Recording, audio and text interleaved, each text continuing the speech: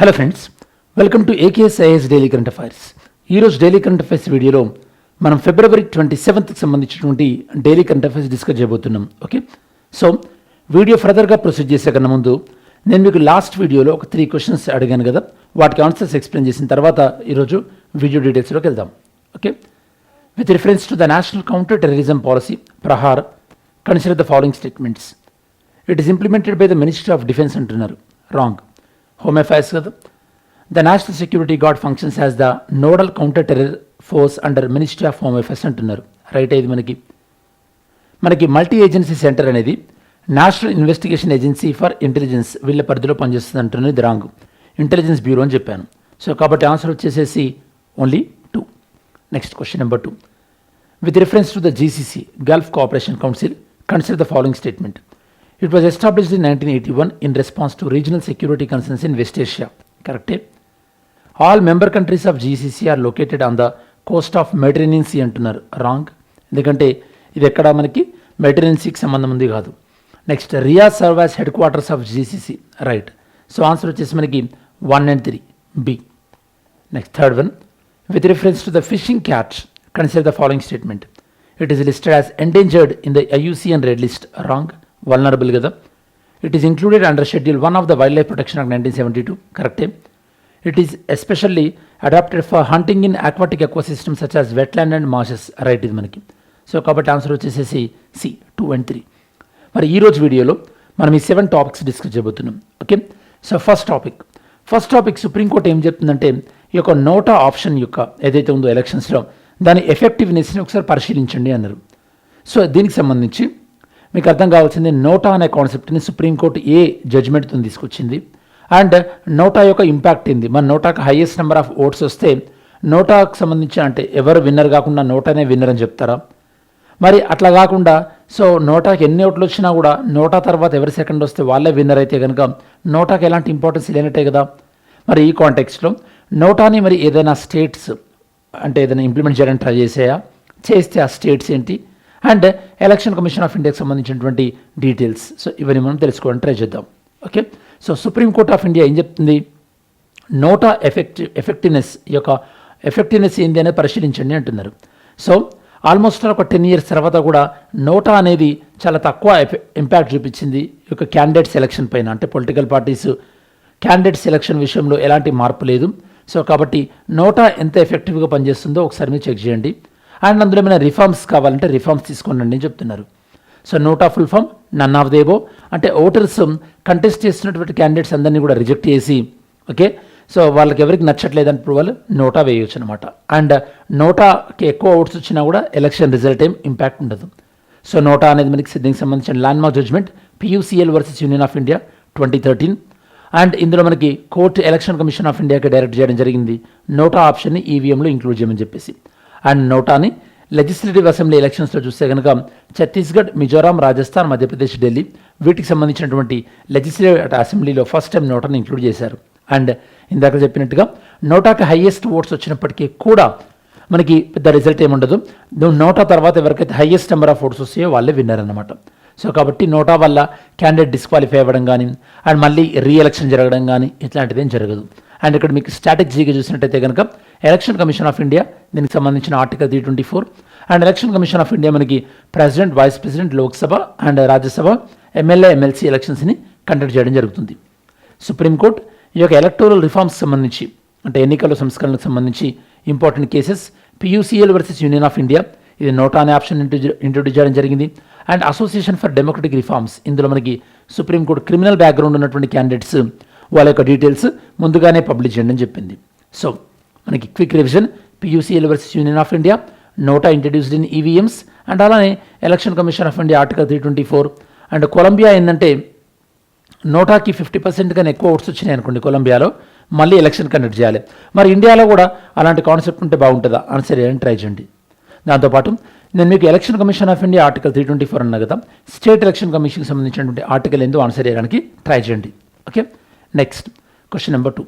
Block chain based digital governance in India. So digital governance అంటే తెలుసు మీకు. మనకి టెక్నాలజీని యూజ్ చేసినట్టయితే కనుక గవర్నెన్స్లో దాన్ని మనం డిజిటల్ గవర్నెన్స్ అంటాం. మరి డిజిటల్ గవర్నెన్స్లో బ్లాక్ చైన్ని ఎంకరేజ్ చేయాలని చెప్పేసి గవర్నమెంట్ ఆఫ్ ఇండియా భావిస్తుంది. బ్లాక్ చైన్ టెక్నాలజీని ఎంకరేజ్ చేయడం వల్ల ఏమవుతుంది, ఈ యొక్క ఇన్ఫర్మేషన్ సెక్యూర్గా ఉంటుంది అండ్ ఇది నాన్ ఎడిటబుల్ అంత ఈజీగా, సో దట్ ల్యాండ్ రికార్డ్స్ కానీ ఇన్ఫర్మేషన్ కానీ అంత ఈజీగా ఎడిట్ చేయడానికి ఉండదు. దీనివల్ల ట్రాన్స్పరెన్సీ కానీ ఆఫీసర్స్లో అకౌంటబిలిటీ కానీ వచ్చేటంటే అవకాశం ఉంటుంది. ఓకే, సో దీనికి సంబంధించిన డీటెయిల్స్ ఏంటో చూద్దాం. ఇక్కడ మనకి ministry of electronics and information technology, very very important ministry పేరు వీళ్ళు. అండ్ దాంతోపాటు centre for development of advanced computing C-DAC వీళ్ళు బ్లాక్ చైన్ ఇండియా ఛాలెంజ్ అనే దాన్ని లాంచ్ చేయడం జరిగింది. ఈ బ్లాక్ చైన్ ఇండియా ఛాలెంజ్ అనేది దాని యొక్క మెయిన్ పర్పస్ ఏంది, ఈ యొక్క బ్లాక్ చైన్ టెక్నాలజీ సంబంధించి స్టార్టప్స్ని డెవలప్ చేసి ఓకే అండ్ వాటి నుంచి ఏదైనా ఈ యొక్క టెక్నాలజీని డెవలప్ చేసి బ్లాక్ చైన్ బేస్డ్ దాన్ని డిజిటల్ గవర్నెన్స్లో ఉపయోగించుకోవాలని చెప్పేసి. ఓకే, సో ఇక్కడ బ్లాక్ చైన్ అంటే మనకి decentralised and distributed ledger technology. Block chain అంటే మనకి అంటే సింపుల్, అంటే ఇక్కడ మనకి ఒక చైన్ ఆఫ్ ఈవెంట్స్ అనేవి కనెక్ట్ అయ్యి ఉంటాయి. ఇందులో మనకి ఒక చైన్ చేయాలన్నా కూడా ఆ ఒరిజినల్ ఎవరైతే కనుక దానికి సంబంధించినటువంటి డేటా ఉంటుందో వాళ్ళ పర్మిషన్ తీసుకొని చేయాలి. అండ్ ఇన్ఫర్మేషన్ చైన్లో ఎందులో చేంజ్ చేసినా కూడా మనకి మిగతా అందరికీ, అంటే ఎవరెవరికైతే మనకి నోటిఫై వెళ్ళాలనుకుంటున్నామో వాళ్ళందరికీ నోటీస్ వెళ్తుందన్నమాట. సో దీనివల్ల మనకి డేటా అనేది ఇష్టం వచ్చినట్టుగా మార్చడానికి వీల్లేదు. ఎస్పెషల్లీ మనకి ల్యాండ్ రికార్డ్స్ కొన్నిసార్లు మార్చి దానివల్ల డాక్యుమెంట్స్ ట్యాంపరింగ్ వల్ల చాలా సమస్యలు వస్తున్నాయి కదా. దీనివల్ల ట్యాంపర్ ప్రూఫ్, ట్రాన్స్పరెంట్గా ఉండి అండ్ ఈజీగా ఆడిటబుల్గా ఉంటుందన్నమాట. అంటే డేటాని ఆడిట్ చేయడం ఈజీ. ఎస్పెషల్లీ మనకి ఒక బ్లాక్ చైన్ని మనకి డిజిటల్ గవర్నెన్స్లో సర్టిఫికేట్స్ అండ్ డాక్యుమెంట్స్ దీన్ని నేషనల్ ఇన్ఫర్మేటిక్స్ సెంటర్ వాళ్ళు డెవలప్ చేయడం జరిగింది. దీన్ని సర్టిఫికేట్ చైన్ అంటుంటారు అనమాట. అంటే ఫేక్ సర్టిఫికేట్ ప్రివెంట్ చేయడం కోసం అని చెప్పేసి అండ్ సర్టిఫికేట్ వెరిఫికేషన్లో డిలే కాకుండా ఇన్స్టాంట్గా వెరిఫై చేసేటట్టు బ్లాక్ చైన్ టెక్నాలజీని సర్టిఫికేట్ వెరిఫికేషన్లో ఇంప్లిమెంట్ చేశారు. నాట్ ఓన్లీ దట్, ఇంకా వేరే విషయాల్లో కూడా, for example proof of concepts అనేవి, ఇంకా ఈ రిమోట్ ఓటింగ్ మనకి అబ్రాడ్ నుంచి కూడా ఇండియా ఓటింగ్లో మనకి అంటే ఇండియాలో జరిగే ఎలక్షన్స్లో ఓటేసేటట్టు Indians, GST monitoring, blood banks విషయంలో, పీడిఎస్ రేషన్ షాప్స్ విషయంలో ఇట్లాంటి విషయాలలో కూడా బ్లాక్ చైన్ టెక్నాలజీని ఉపయోగించాలని చెప్పేసి మనకి ఆలోచన ఉంది. అండ్ మనకి ఇంకా గవర్నమెంట్ ఆఫ్ ఇండియా కొన్ని తీసుకొచ్చినటువంటి ఇనిషియేటివ్స్ బ్లాక్ చైన్ సంబంధించి నేషనల్ బ్లాక్ చైన్ ఫ్రేమ్వర్క్ దీన్ని డెవలప్ చేసింది same ministry of IT and electronics. ఇది కూడా మనకి యూనిఫైడ్ ఆర్కిటెక్చర్ దేనికి సంబంధించిందంటే మనకి పబ్లిక్ సర్వీసులలో బ్లాక్ చైన్ టెక్నాలజీని ఎలా డెవలప్ చేయొచ్చు అని చెప్పేసి national block chain framework develop చేశారు. దాంతోపాటు ఇందులో మనకి విశ్వస్య స్టాక్ అని, ఎన్బిఎఫ్ లైట్ అని అండ్ ప్రామాణిక్ అని ఇవన్నీ ఏంటంటే మనకి ఓవరాల్గా బ్లాక్ చైన్ టెక్నాలజీని ప్రజల యొక్క సేవల్లో పబ్లిక్ సర్వీసెస్లో ఎలా ఉపయోగించాలి అని చెప్పేసి వాళ్ళు డెవలప్ చేసినటువంటి డిఫరెంట్ ఫ్రేమ్వర్క్స్ అన్నమాట. ఓకే, వీటికి సంబంధించిన డీటెయిల్స్ అవసరం ఉన్నప్పుడు ఎక్స్ప్లెయిన్ చేస్తాను మీకు. అలానే centre of excellence in blockchain technology, ఇదేంటంటే blockchain as a service, అంటే బ్లాక్ చైన్ సంబంధించినటువంటి టెక్నాలజీని కానీ అందులో ఏమైనా ఇష్యూస్ ఉంటే వాటిని అడ్రస్ చేయడం కానీ అండ్ బ్లాక్ చైన్ రీసెర్చ్ ఇన్స్టిట్యూట్స్కి సపోర్ట్ ఇవ్వడం కానీ అవన్నీ చేస్తుంటుంది అన్నమాట. అండ్ బ్లాక్ చైన్ టెక్నాలజీని ల్యాండ్ రికార్డ్స్లో పైలట్ బేసిస్లో ఏపీ, తెలంగాణ, మహారాష్ట్ర ఈ స్టేట్లో యూజ్ చేయడం జరిగింది. అండ్ దీనికి సంబంధించినటువంటి స్ట్రాటజీకి information digital India programme number 2015లో తీసుకొచ్చాం. ఇండియాలో డిజిటల్ ఇన్ఫ్రాస్ట్రక్చర్, దాంతోపాటు డిజిటల్ గవర్నెన్స్ని ప్రమోట్ చేయడానికి. అట్ ద సేమ్ టైం గవర్నెన్స్లో అంటే ఈ గవర్నెన్స్లో మనకి డిఫరెంట్ మోడల్స్ ఉంటాయి. గవర్నమెంట్ మధ్య ఉండేటటువంటి కొన్ని మోడల్స్ ఉంటాయి, government to citizens and government to business. వీటన్నిటిలో కూడా మనకి బ్లాక్ చైన్ టెక్నాలజీ యూజ్ చేయడం ద్వారా ఖచ్చితంగా మనం ఈ యొక్క ఎఫెక్టివ్నెస్ని పెంచవచ్చు. సో క్విక్ రివిజన్లో బ్లాక్ చైన్ ఇండియా ఛాలెంజ్ అంటే ఏంటి డిస్కస్ చేసాం, ఇది ఎక్కడెక్కడ యూజ్ చేయొచ్చు అండ్ బ్లాక్ చైన్ని ల్యాండ్ రికార్డ్లో యూజ్ చేస్తున్నటువంటి స్టేట్స్ ఏంటి, నేషనల్ బ్లాక్ చైన్ ఫ్రేమ్వర్క్లో ఉన్నటువంటి కొన్ని ఇంపార్టెంట్ ఎలిమెంట్స్ ఏంటి, ఇవి డిస్కస్ చేసాం మనం. Okay, next topic number 3, supreme court shifts river pollution monitoring to NGT. Actually ఈ విషయం ఏంటంటే రివర్ పొల్యూషన్ ఇష్యూ ఏదైతే ఉందో అది ఆ ఇష్యూని సుప్రీంకోర్టు ఏం చేసిందంటే ఎన్జిటికి ఆ బాధ్యతలు అప్పచెప్తూ ఎన్జిటిని ఈ యొక్క సూపర్వైజ్ చేయమని చెప్పింది. మరి ఇక్కడ మీకు అర్థం కావాల్సిన విషయం ఏంటంటే ఒక రివర్ని ఎప్పుడు పొల్యూటెడ్ రివర్ అని మనం భావిస్తాం. దీనికి సంబంధించినటువంటి కొన్ని పారామీటర్స్ ఉంటాయి.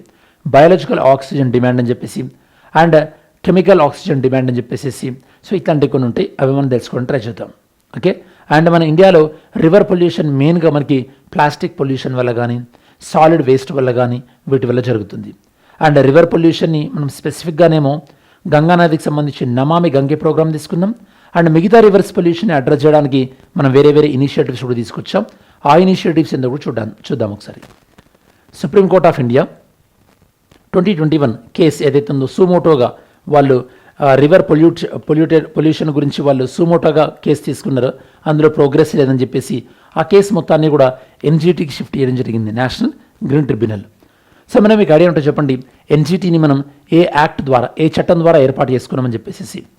ఇంకా ఏం చెప్తుందంటే సుప్రీంకోర్టు, మనం క్లీన్ రివర్ అనేది మనకి రైట్ టు లైఫ్లో ఒక పార్ట్ కదా, కాబట్టి ఈ ఇష్యూని సాధ్యమైనంత ఎఫిషియన్సీగా సాధ్యమైనంత ఫాస్ట్గా డీల్ చేయమని చెప్పేసి ఎన్జీటీని కోరడం జరిగింది.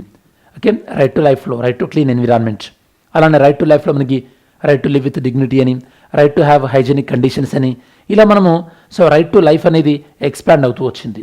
దాంతోపాటు రివర్ పొల్యూషన్ ఇండియాలో ఈ యొక్క CPCB central pollution control board report ఇచ్చిన దాని ప్రకారము ఈ యొక్క రివర్ పొల్యూషన్కి సంబంధించి మనం తీసుకునే పారామీటర్ ఏంటంటే biological oxygen demand. Biological oxygen demand అనేది 3 mg/L కన్నా ఎక్కువ ఉందనుకోండి, అప్పుడు ఆ రివర్ అనేది పొల్యూటెడ్ అనమాట. సో బయాలజికల్ ఆక్సిజన్ డిమాండ్ అంటే ఏంటి?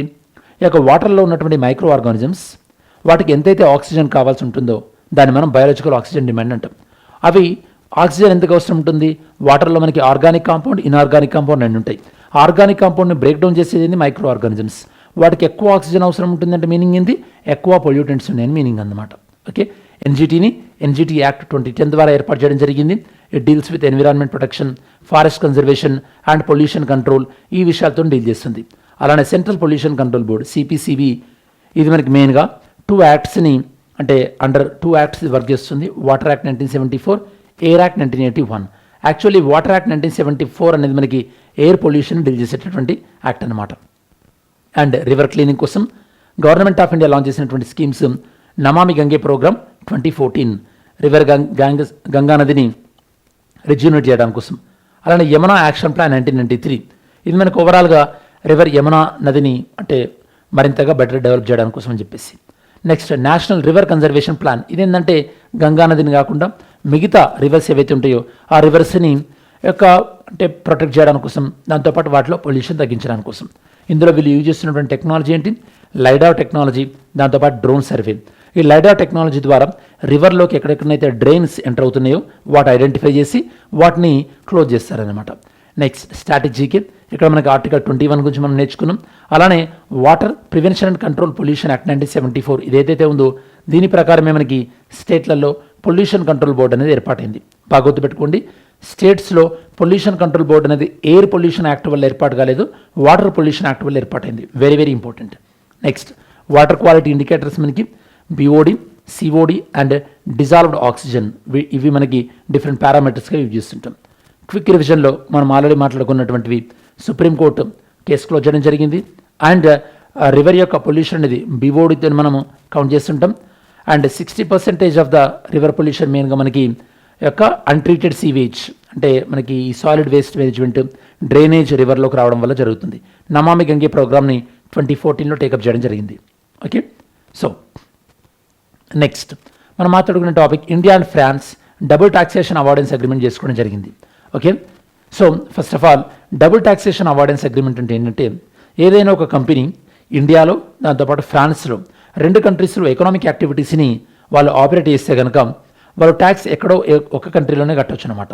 సో కాకపోతే దీనివల్ల వచ్చేటటువంటి ప్రాబ్లం ఏంటంటే కొన్ని కంపెనీస్ ఎక్కడనైతే ట్యాక్స్ ఎక్కువ ఉంటుందో, ఫర్ ఎగ్జాంపుల్ ఇండియాలో ట్యాక్స్ ఎక్కువ ఉందనుకోండి, సో వాళ్ళు ఇండియాలో ట్యాక్స్ కట్టకుండా అంటే వాళ్ళకు ప్రాఫిట్స్ తక్కువ వచ్చిందని చూపించేసేసి వాళ్ళు ఫ్రాన్స్లో ట్యాక్స్ కడుతున్నారు. సో ఇందులో కొన్ని మిస్యూజ్ జరుగుతున్నాయి. వాటిని అడ్రస్ చేయడం కోసం అని చెప్పేసి ఈ డబుల్ టాక్సేషన్ అవార్డెన్స్ అగ్రిమెంట్ అనే దానికి కొన్ని చేంజెస్ తీసుకొచ్చారు. ఈ టాపిక్లో మనం మోస్ట్ ఫేవర్డ్ నేషన్ అనేటటువంటి మనం కాన్సెప్ట్ కూడా డిస్కస్ చేస్తాం. మోస్ట్ ఫేవర్డ్ నేషన్ అంటే ఇది WTO ప్రకారం బై డిఫాల్ట్ అన్ని దేశాలకు ఇవి ఇస్తామన్నమాట. మోస్ట్ ఫేవర్డ్ నేషన్ అనేది అంటే మనం వాళ్ళకి ఎట్లాంటి ట్రేడ్ బెనిఫిట్స్ ఇస్తున్నామో ఆ కంట్రీ కూడా మనకి అలాంటి ట్రేడ్ బెనిఫిట్స్ ఇస్తుంది. కాకపోతే కొన్ని సందర్భాల్లో ఈ యొక్క మోస్ట్ ఫేవర్డ్ నేషన్ అనేటటువంటి క్లాజ్ అది మిస్యూజ్ అవుతుంది. కాబట్టి ఇండియాతో ఉన్నటువంటి ఫ్రాన్స్లో మనకి ఇండియా ఫ్రాన్స్ మధ్యలో ఈ మోస్ట్ ఫేవర్డ్ నేషన్ క్లాజ్ని కూడా తీసివేయడం జరిగింది. సో దట్ అది మిస్యూజ్ అవ్వకుండా మనం చర్యలు తీసుకుంటున్నాం అనమాట. చూద్దాం ఇక్కడ ఇండియా అండ్ ఫ్రాన్స్ వీళ్ళు ఈ యొక్క డబుల్ టాక్సేషన్ అవార్డెన్స్ కన్వెన్షన్ ఏదైతే ఉందో దాన్ని అమెండ్ చేస్తూ ఒక డిసిషన్ తీసుకున్నారు అనమాట. ఒరిజినల్గా ఈ అగ్రిమెంట్ 1992లో సైన్ చేసుకోవడం జరిగింది. దీన్ని ఎందుకు తీసేద్దాం అనుకున్నారు? ఎందుకంటే ఈ యొక్క ఎంఎన్సీ కంపెనీస్ ఏవైతే ఉన్నాయో అవి ట్యాక్స్ అవాయిడెన్స్ చేయడానికి ప్రయత్నిస్తున్నాయని చెప్పేసి. ఇక్కడ మీకు డిటిఏఏ అంటే డబుల్ ట్యాక్సేషన్ అవాయిడెన్స్ అగ్రిమెంట్. దీనివల్ల ఏదైనా ఒక కంపెనీ ఒక కంట్రీలో మాత్రమే ట్యాక్స్ కట్టొచ్చు అనమాట. ఇది ఒక ఫార్మల్ అగ్రిమెంట్. దీనివల్ల ఈ యొక్క ట్యాక్స్ అనేది country of residence and country of swords అంటే ఎక్కడ ఉండడం అండ్ ఎక్కడ జనరేట్ అవుతుంది ఈ రెండు చోట్ల కట్టకుండా ఇది హెల్ప్ అవుతుంది. Okay, next most favoured nation మీకు ఆల్రెడీ చెప్పాను. ఇది WTO తీసుకున్నటువంటి కాన్సెప్ట్. సో రెండు కంట్రీస్ ట్రేడ్ చేసేటప్పుడు, వ్యాపారం చేసేటప్పుడు ఆ కంట్రీస్ మధ్యలో ఎలాంటి డిస్క్రిమినేషన్ ఉండకూడదు అని చెప్పేసి మోస్ట్ ఫేవర్డ్ నేషన్ అన్నటువంటి క్లాస్ని తీసుకురావడం జరిగింది. కాకపోతే కొన్ని సందర్భాల్లో ఈ మోస్ట్ ఫేవర్డ్ నేషన్ వల్ల యొక్క కొన్ని క్లాజెస్ ఆటోమేటిక్గా వేరే కంట్రీకి మనం అప్లై చేయడం వల్ల ఆ రెండు కంట్రీస్ మధ్యలో కొంతమంది ట్యాక్స్ మిస్యూజ్ అనేది చేస్తున్నారు. దాంతోపాటు ఇక్కడ మీకు BEPS అని కూడా తెలియాలి, base erosion and profit shifting. అంటే ఒక కంట్రీలో ఒక కంపెనీ తనకు తక్కువ లాభాలు వస్తుందని చూపెట్టి తనకు ప్రాఫిట్స్ వచ్చి అది వేరే కంట్రీలో తక్కువ ట్యాక్స్ ఎక్కడైతుందో ఆ కంట్రీలో ట్యాక్స్ కట్టేటటువంటి విధానాన్ని base erosion and profit sharing అంటుంటారు అనమాట. BEPS, tax avoidance by MNCs. So that వీళ్ళు ఏం చేస్తున్నారు, లో ట్యాక్స్ లేదా ట్యాక్స్ హెవెన్స్ అంటుంటాం కదా, ట్యాక్స్ లేనటువంటి కంట్రీస్కి వాళ్ళ యొక్క ప్రాఫిట్స్ని అక్కడ చూపిస్తున్నారు అనమాట. సో దీనికి మీకు ఇక్కడ స్ట్రాటజీకి తెలియాల్సింది ఏంటంటే డైరెక్ట్ ట్యాక్స్కి ఇండైరెక్ట్ ట్యాక్స్కి మధ్య డిఫరెన్స్ ఏంటి. ఎందుకంటే DTEA అనేది డైరెక్ట్ ట్యాక్స్కి సంబంధించింది, ఇండైరెక్ట్ ట్యాక్స్కి కాదు. Very very important.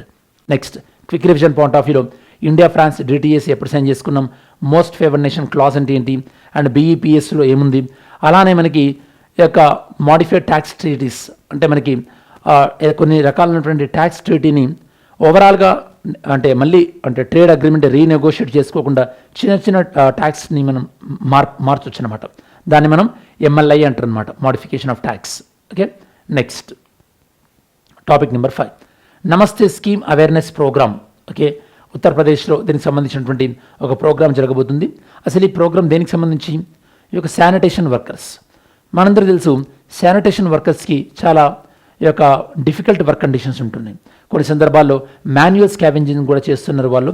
Even though supreme court చాలా సందర్భాలలో మాన్యువల్ స్కావెంజింగ్ అనేది రాంగ్ అని చెప్పేసి అది మనకి ఆర్టికల్ 23 మనకి అంటే ఎక్స్ప్లాయిటేషన్ అగెనిస్ట్ లేబర్ ఉంటుంది కదా, ఆర్టికల్ 23కి అంటే డిగ్నిఫైడ్ లేబర్ కానీ బాండెడ్ లేబర్ కానీ సో దానిలాగానే మనం ట్రీట్ చేయాల్సి ఉంటుందని చెప్పినప్పటికీ కూడా స్టిల్ ఈ యొక్క శానిటేషన్లో మాన్యువల్ లేబర్ని యూజ్ చేస్తున్నారు. సో వాటిపైన అవేర్నెస్ కలిగించి అండ్ ఈ యొక్క స్కావెంజింగ్ ఎవరైతే చేస్తుంటారో వాళ్ళకి యొక్క ఎక్విప్మెంట్స్ అంటే మనకి మెకానికల్ ఎక్విప్మెంట్స్ ఇవ్వడం ఇట్లాంటి వాటికి సంబంధించినటువంటి మీటింగ్ అనమాట. ఓకే, చూద్దాం ఒకసారి. అవేర్నెస్ ప్రోగ్రామ్ జరగబోతుంది, national action for mechanised sanitisation ecosystem scheme. Actually ఈ యొక్క శానిటైజేషన్లో ఈ యొక్క మిషన్స్ యూజ్ చేయడం వల్ల తొందరగా క్లీన్లీనెస్ అయ్యేటటువంటి అవకాశం కూడా ఉంటుంది. ఓకే, అది ఇట్లాంటి ప్రోగ్రామ్స్ ద్వారా మరింతగా ప్రమోట్ అయితే మన సిటీస్ని మనం చాలా క్లీన్గా చూడవచ్చు. ఓకే, ఇది మనకి 26 ఫిబ్రవరి గాంధీ ప్రేక్షాగర్ పిల్విత్ యూపీలో జరిగింది. ఈ ప్రోగ్రామ్ యొక్క మెయిన్ ప్రమోషన్ ఏంటంటే డిగ్నిటీ, సేఫ్టీ, సోషల్ సెక్యూరిటీ. అంటే వీళ్ళకి ఆయుష్మాన్ భారత్ కార్డ్స్ కూడా ఇస్తారనమాట. Health insurance point of view ఎవరికి సంబంధించింది, sewer and septic tank workers ఎవరైతే ఉంటారో వాళ్ళకి సంబంధించి. నమస్తే ప్రోగ్రామ్ దీనికి full form national action for mechanised sanitation ecosystem. Okay, ఇందులో వీళ్ళకి ఈ యొక్క శానిటైజేషన్ వర్క్ సంబంధించి మిషన్స్ ఇవ్వడం, మీకు ఇందాక చెప్పినట్టు మాన్యువల్ స్కావెంజింగ్ని ఎలిమినేట్ చేయడం, వాళ్ళకి సోషల్ సెక్యూరిటీ అంటే ఆయుష్మాన్ భారత్ లాంటి కార్డ్స్ ఇవ్వడం, సో ఇట్లాంటివి చేస్తుంటారు అనమాట. అండ్ వాళ్ళకి స్కిల్ డెవలప్మెంట్ పాయింట్ ఆఫ్ వ్యూలో వాళ్ళకి ట్రైనింగ్ ఇవ్వడం, ఈ యొక్క ఎక్విప్మెంట్స్లో ట్రైనింగ్ ఇవ్వడం, వాళ్ళకి సరైనటువంటి గ్లౌస్ కానీ అండ్ ఎక్విప్మెంట్స్ ఇవ్వడం సేఫ్టీ పాయింట్ ఆఫ్ వ్యూలో. సో ఇది దీన్ని అడ్రస్ చేయబోతుంది. అండ్ మాన్యువల్ స్కావెంజింగ్ ఇండియాలో మనకి prohibition of employment as manual scavengers and the rehabilitation act అని మనకి 2013లో యాక్ట్ కూడా తీసుకొచ్చాం. ఇది ఏంటంటే మాన్యువల్ స్కావెంజింగ్లో ఎవరైతే ఉన్నారో వాళ్ళకి రీహాబిలిటేషన్ అనమాట, అంటే వేరే వర్క్ లాంటిది చూపించడం. అలానే మీకు ఆయుష్మాన్ భారత్ కార్డ్స్ ఇస్తారు వాళ్ళకని చెప్పాను కదా, ఆయుష్మాన్ భారత్ అనే ప్రోగ్రామ్ని మనం యాజ్ ఎ హెల్త్ ఇన్సూరెన్స్గా 2018లో తీసుకురావడం జరిగిందనమాట. సో క్విక్ రివిజన్లో నేను మీకు ఇక్కడ ఇంక్లూడ్ చేయడం జరిగింది. సో మీరు జనరల్గా స్లైడ్ పాజ్ చేసుకొని మళ్ళీ ఒకసారి క్విక్ రివిజన్గా చూసుకోవచ్చు. Next topic number 6 national launch of access pass for fishing in India's EEZ. First of all మీకు అర్థం కావాల్సిందంటే EEZ ఎక్స్క్లూజివ్ ఎకనామిక్ జోన్ అంటే ఎంత తెలియాలి. మన ఇండియా నుంచి అప్ టు 12 నాటికల్ మైల్స్ వరకు ఉండే వాటర్ని మనం టెరిటోరియల్ వాటర్స్ అంటాం, అంటే ప్రాదేశిక జలాలు. ఆ 12 నాటికల్ మైల్స్ నుంచి అప్ టు 200 నాటికల్ మైల్స్ ఉండేదాన్ని మనం ఎక్స్క్లూజివ్ ఎకనామిక్ జోన్ అంటాం. ఈ యొక్క ఎక్స్క్లూజివ్ ఎకనామిక్ జోన్లో ఈ యొక్క వాటర్ అండ్ బిలో వాటర్ అనేది ఇండియా కంట్రోల్లో ఉంటుంది. ఎబోవ్ వాటర్ అనేది మనకి ఇంటర్నేషనల్ రూల్స్ ప్రకారం ఫాలో అవ్వాల్సి ఉంటుంది. మరి బిలో వాటర్ ఇండియా కంట్రోల్లో ఉంటుంది కాబట్టి అక్కడ ఫిషింగ్ చేయాలన్నా, అక్కడ సంబంధించినటువంటి ట్రాన్స్పోర్ట్కి సంబంధించి ఓకే వీటన్నిటిని రెగ్యులేట్ చేయడానికి కోసం అని చెప్పేసి గవర్నమెంట్ ఆఫ్ ఇండియా యొక్క పాస్ రిలీజ్ చేయడం స్టార్ట్ చేసిందనమాట. అదే ఇప్పుడు మనం మాట్లాడుకుంటున్నాం. Okay, exclusive economic zone. ఈ యొక్క 200 నాటికల్ మైల్స్ దాటిన తర్వాత దీన్ని మనం హై సీ అంటాం, అంతర్జాతీయ జలాలు అని చెప్పేసి. దానికి సంబంధించి మనకి UNCLOS, United Nation Convention on Law of Sea, UNCLOS అనేది మనకి ఒక రెగ్యులేట్ చేస్తుంది. సో గవర్నమెంట్ ఆఫ్ ఇండియా అనేది access pass for fishing in EEZ అనేది లాంచ్ చేయడం జరిగింది. ఎక్కడ? Across 13 coastal states. ఇది మెయిన్గా డీప్ సీ ఫిషింగ్ అంటే అప్ టు 200 నాటికల్ మైల్స్ వరకు కూడా ఫిషింగ్ని ఎంకరేజ్ చేయడం. దాంతోపాటు మనకి ఆ ఫిష్ యొక్క ట్రేసబిలిటీ అంటే ఎక్స్పోర్ట్ చేసేటప్పుడు ఆ ఫిషింగ్ ఎక్కడ జరిగిందని, ఓకే ఆ ఫిష్ వెరైటీని, సో దట్ దీనివల్ల ట్రేసబిలిటీ వల్ల ఏమవుతుంది, అది లీగల్గా ఇండియాలోనే ఫిషింగ్ జరిగింది అండ్ ఎక్స్పోర్ట్ పాయింట్ ఆఫ్ వ్యూలో కూడా ఇది బిగ్ బూస్ట్ ఉండేటటువంటి అవకాశం ఉంది. ఎక్స్క్లూజివ్ ఎకనామిక్ జోన్ అంటే ఏంటో నేను మీకు ఆల్రెడీ ఎక్స్ప్లెయిన్ చేశాను. సావరీన్ రైట్స్ ఉంటాయి, marine water and mineral waters point of వ్యూలో. బియాండ్ ఎక్స్క్లూజివ్ ఎకనామిక్ జోన్ మనకు ఉండేది యుఎన్ క్లాస్, దాన్ని రీసెంట్గా మార్చారు. Territorial sea and exclusive economic zone and international waters. International waters అనేది జనరల్గా మనకి అంటే ఈ 200 నాటికల్ మైల్స్ వరకు మనకి ఎక్స్క్లూజివ్ ఎకనామిక్ జోన్ చెప్పారు కదా. 200 నాటికల్ మైల్స్ దాటి కూడా కొన్ని సందర్భాలలో మనం యూజ్ చేసుకోవచ్చు. కాకపోతే ఎవరు అప్రూవల్ ఉండాలి మనకి? UN commission on the limits of the continental shelf, వీళ్ళ అప్రూవల్ ఉంటే కనుక బియాండ్ ఈ యొక్క 200 నాటికల్ మైల్స్ కూడా కొన్ని సిచ్యువేషన్లో మనం ఎక్స్ప్లోర్ చేయొచ్చు. అండ్ ఈజెడ్ రూల్స్కి సంబంధించి రూల్స్ ద్వారా ఈ పాస్ అనేది ఇష్యూ చేయడం జరుగుతుంది. ఇది ఖచ్చితంగా ఏదైతే కనుక మెకనైజ్డ్ బోట్స్ ఉంటాయో, వెజల్స్ ఉంటాయో అండ్ లార్జ్ ఫిషింగ్ బోట్స్ ఉంటాయో వాళ్ళు కంపల్సరీ తీసుకోవాల్సిందే.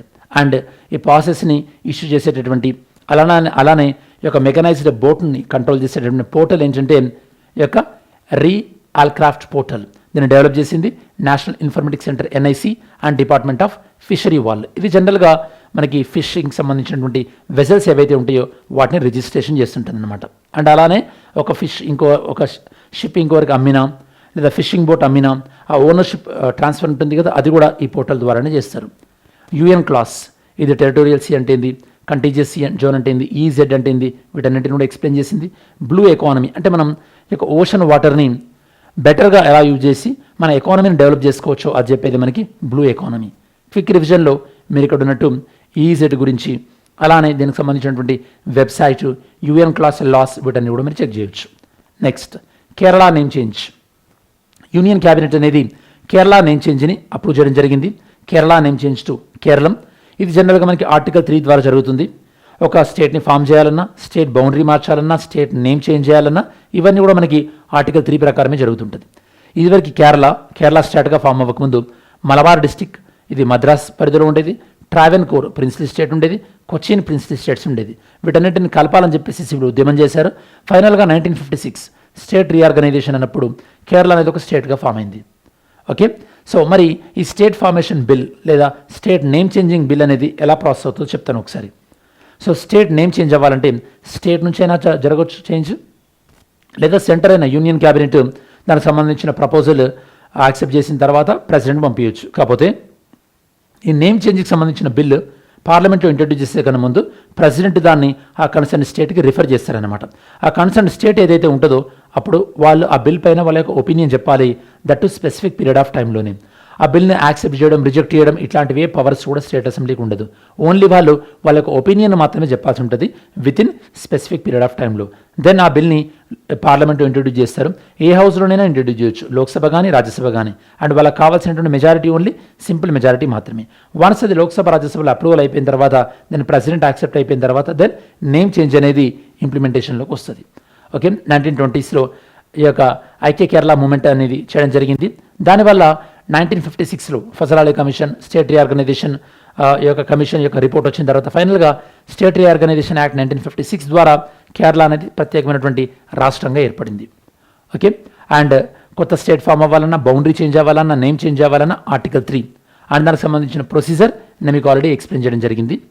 స్టేట్ రీఆర్గనైజేషన్ యాక్ట్ 1956 వచ్చింది. ఇవి ఎక్కువగా ఈ యొక్క లాంగ్వేజ్ బేస్డ్ స్టేట్ని ఎస్టాబ్లిష్ చేసిందనమాట ఇండియా మొత్తం. స్టేట్ రీఆర్గనైజేషన్ కమిషన్ లీడ్ చేసింది. Fazal Ali, members Panikkar and Kunzru. మనకి ఇండియా ఫెడరల్ స్ట్రక్చర్ సంబంధించి ఆర్టికల్ 1 ఇండియా అనేది ఒక యూనియన్ ఆఫ్ స్టేట్స్ అని చెప్తుంది.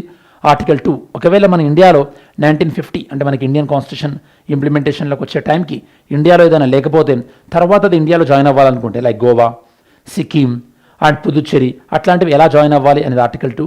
ఆర్టికల్ 3 విత్ ఇన్ ఇండియాలో డివిజన్ సంబంధించి. ఆర్టికల్ 4 ఇది పార్లమెంట్లో లాకి సంబంధించింది అనమాట. ఓకే, సో క్విక్ రివిజన్లో మనం ఏమేమి డిస్కస్ చేసాం ఇక్కడ మీకు డిస్ప్లే చేయడం జరిగింది. సరే, ఈరోజు టాపిక్ సంబంధించి MCQ ప్రాక్టీస్ చేద్దాం. With reference to NOTA option in India consider the following statements. NOTA అనేది ఈ కేసులో ఇంట్రడ్యూస్ చేశారంటున్నారు. అండ్ నోటాకి హైయెస్ట్ నెంబర్ ఆఫ్ ఓట్స్ వస్తారు, ఈ ఎలక్షన్ జరగాలంటున్నారు. దాంతోపాటు ఎలక్షన్ కమిషన్ ఆఫ్ ఇండియా తన అధికారాలు ఆర్టికల్ 324 ద్వారా వస్తాయి అంటున్నారు. Second one, pollution point of వ్యూలో ఈ యొక్క రివర్ పొల్యూషన్ రెస్పాన్సిబిలిటీ సుప్రీంకోర్టు NGTకి షిఫ్ట్ చేసింది. అండ్ రివర్ ఒక పొల్యూట్ అయిందని చెప్పేసి మనం BOD ఈ యొక్క మోర్ దాన్ 5 mg/L ఉంటే పొల్యూట్ అయిందంటున్నామంటున్నారు. CPCB అనేది స్టాచ్యూటరీ బాడీ, ఇది మనకి వాటర్ యాక్ట్ ప్రకారం ఏర్పాటు చేశారంటున్నారు. నెక్స్ట్ థర్డ్ క్వశ్చన్, పార్లమెంట్ అనేది స్టేట్స్ బౌండరీస్ని ఆర్టికల్ 3 ద్వారా చేంజ్ చేయొచ్చు. Second statement, concern state legislature approval ఖచ్చితంగా అవసరం. థర్డ్ వన్, ఆర్టికల్ 3 లా అనేది requires special majority. Okay, so these are the 3 statements. ఇది స్టూడెంట్స్ మనకు ఓవరాల్గా ఈరోజు క్విజ్కి సంబంధించి. సరే, మనకి 27 ఫిబ్రవరికి సంబంధించినటువంటి కరెంట్ అఫైర్స్ డీటెయిల్గా మనం డిస్కస్ చేయడం జరిగింది కదా. అండ్ సో మీకు ఈ కంటెంట్ నచ్చినట్టయితే కనుక లైక్ చేయండి, సో దట్ మన కంటెంట్ ఎక్కువ మందికి స్ప్రెడ్ అయ్యే అవకాశం ఉంది. దాంతోపాటు ఇంకా మీరు ఏమైనా సజెస్ట్ చేయాలనుకున్నా కూడా మన కంటెంట్ సంబంధించి సజెస్ట్ చేయండి. నేను మ్యాక్సిమం ఒక టాపిక్ సంబంధించినటువంటి స్ట్రాటజీకే అండ్ కరెంట్ అఫైర్స్ ఇంక్లూడ్ చేయాలని ట్రై చేస్తున్నాను. మీరు ఈ టాపిక్స్ పైన మీరు జాగ్రత్తగా విని అండ్ మీకు నోట్స్ ఎలాగున్న యాప్లో ఉంటుందని చెప్పాను కదా, English notes and Telugu notes. మీరు ఆ నోట్స్ చదివితే కనుక మీ కరెంట్ అఫైర్స్లో ఒక మంచి ఒక ఫౌండేషన్ అండ్ మంచి అప్డేట్స్ కూడా ఉంటాయని చెప్పొచ్చు. Thanks for watching this video. Have a great day. జై హింద్.